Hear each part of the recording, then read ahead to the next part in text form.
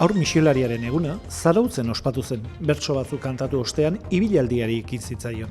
Jardunaldian zehar besteak beste, Zarauzko malekoian ikusgai dauden artelanak ikusi, eta hainbat jolas eta jarduerekin gozatu zuten bildutakoek.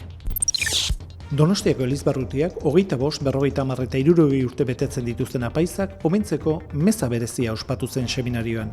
Ekitaldiaren mamia bere ibilbide luze eta baliotsua ospatzea da, adierazi zuen Ferrando Gotzainak.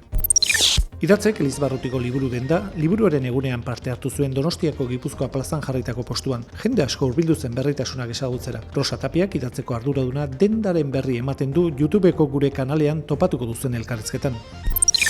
Datorren igandean 7:00 Artzaionaren katedralean bakearen aldeko kontzertua ospatuko da. Tatiana Somoulin biolin jotzaileak besteak beste itxaropenaren aldeko emanaldia eskainiko du. Informazio gehiago bideo honen azalpenean eta elizegipuzkoa.org webgunean.